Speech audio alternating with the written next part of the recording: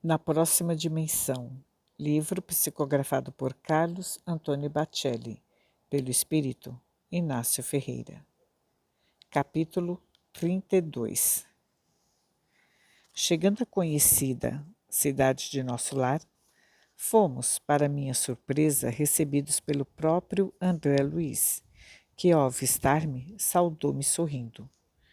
Doutor Inácio Ferreira, de há muito desejava conhecê-lo pessoalmente. Homem de coragem, não é, Odilon? Sem dúvida, respondeu o companheiro, sendo abraçado por ele. O nosso Inácio é um espírito destemido, habituado a ser franco, jamais permitiu se intimidar. E não seria agora, não é, Inácio? A que é que vocês estão se referindo? Perguntei, sentindo-me o alvo das atenções e das brincadeiras. Ao seu, principalmente, do outro lado do espelho, e ao novo trabalho literário em andamento, respondeu André, convidando-nos a ocupar 2 poltronas à sua frente. Estou fazendo bem menos do que você, meu caro, respondi ao admirado autor da série que escreveu por Chico Xavier. Aliás, quase todos nós estamos nos seus rastros. Você é o grande pioneiro. A minha obra é um arremedo da sua. Não tem qualquer originalidade. Mas não há como negar que você e o nosso Paulino Garcia, tanto quanto possível, têm avançado. Tanto quanto médium, seria correto dizer, pois, se não tivéssemos encontrado o intermediário que conosco se afiniza. Desculpe-me mudar de assunto, interferiu Odilon de maneira providencial. Mas que notícias, André, você nos fornece sobre o nosso Chico? Ele passou pela cidade? Que nada, subiu direto e não temos informações precisas do seu paradeiro. Estamos preparando-lhe uma homenagem, porém não sabemos quando lhe será possível prestá-la. Por aqui, a nossa expectativa com a presença de Chico superou a expectativa dos brasileiros pela conquista efetuada, levada a efeito nos campos da Coreia e do Japão. Pelo menos, insisti, não desconfiam da companhia de quem ele esteja. Inácio, você pergunta e se arrisca demais, disse-me André, como se fôssemos velhos conhecidos. Não se esqueça de que o nosso pessoal lá embaixo é um tanto avesso às revelações deste outro lado. Quando publiquei Nosso Lar, quase desisti de seguir adiante. Não fosse pelas palavras de incentivo do Dr. Bezerra de Menezes e da ministra veneranda, eu teria recuado. Ainda hoje, alegam que o meu trabalho é questionável, sob o pretexto de que eu não era espírita e que estagiei por mais de 8 anos no umbral, como se quase todos eles, ao deixarem o corpo físico, não fossem demorar-se nas regiões inferiores. Fazendo breve silêncio, André, um tanto mais circunspecto, continuou. O nosso Chico Xavier está na melhor companhia que o faz jus, pelo seu esforço e desprendimento. Mais tarde, temos certeza, ele virá ter conosco e então lhe prestaremos a merecida homenagem, pois, afinal de contas, interpretando-me o pensamento, ele pode ser comparado a um descobridor de novas eras.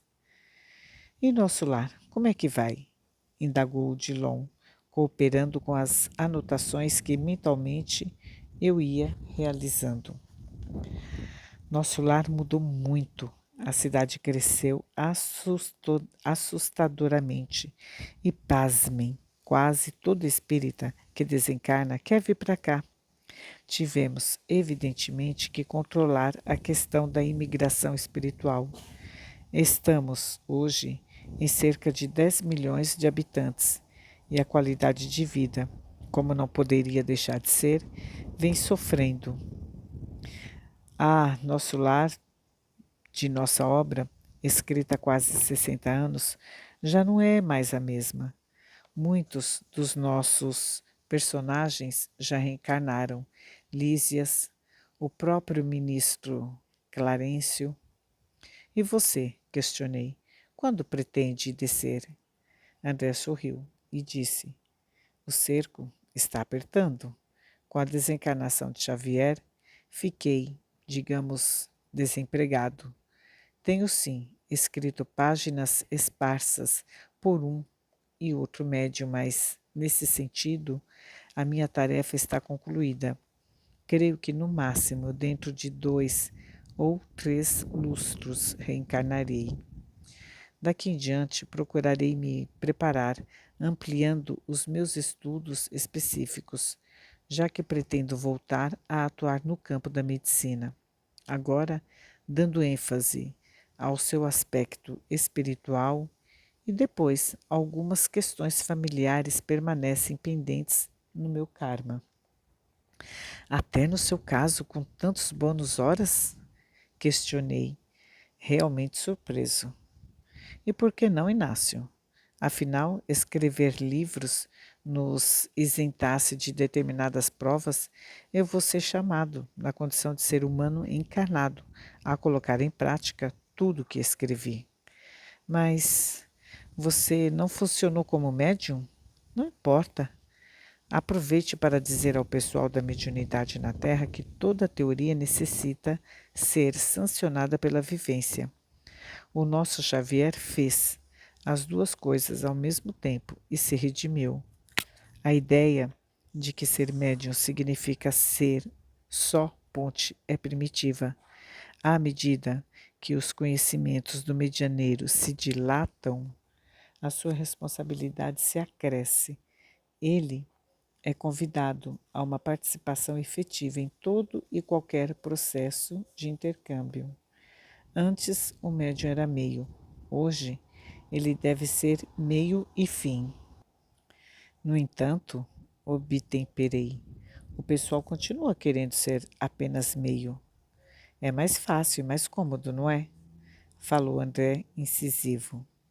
Carecemos, no entanto, lembrá-los de que o Espiritismo já conta quase 1 século e meio de existência. É hora de crescer e de assumir maior responsabilidade. Até quando os próprios medianeiros, com o propósito de não servir, vacilarão na fé? Uma em verdade não resistiria tanto tempo assim. Você tem razão, concordei. Odilon, que se conservava em silêncio, manifestou-se dizendo: o que particularmente me preocupa é a questão do discernimento. Infelizmente, notamos a presença de muitos médiuns ensandecidos. São exportadores de excelentes faculdades, mas o excesso de personalismo e vaidade. A triagem, Odilon, acontecerá de modo natural. Não se preocupe. Apenas os de fato idealistas persistirão. Nem a possibilidade de algum ganho financeiro com a mediunidade servirá de estímulo para os que não forem movidos pelo ideal. Publicarão uma ou outra obra e desaparecerão da cena. Os espíritos inspiradores não se demoram ao lado de quem não abrace a causa da doutrina por amor ao Evangelho. A fonte jorra, porém, se quem dela se beneficia não cuidar da nascente, ela terminará por secar. Mudando o curso das palavras, André considerou: bem, amanhã vocês dois farão parte do nosso projeto de viagens interdimensionais. Devo dizer-lhes que, por enquanto, as nossas excursões acontecem com maior facilidade sobre a Terra mesmo. As nossas naves espaciais, inclusive, têm sido confundidas com os OVNIs, objetos voadores não identificados, provenientes de outras esferas habitadas. Como assim? Interroguei. O fato explica, Inácio, o porquê de alguns verem e de outros não. Os genericamente rotulados de OVNIs, na verdade, a maioria dos nossos irmãos encarnados, dotados de clarividência momentânea, percebem as nossas naves espaciais em excursões próximas à crosta. Retomando a explicação inicial, o conhecido instrutor prosseguiu. A viagem será curta, em breve pouso, tempo suficiente para que observem o indispensável e retorno imediato à base. Essas viagens interdimensionais têm sido constantes? Perguntei. Sim, porém, ainda não dominamos perfeitamente a técnica, principalmente no que se refere às nossas próprias percepções.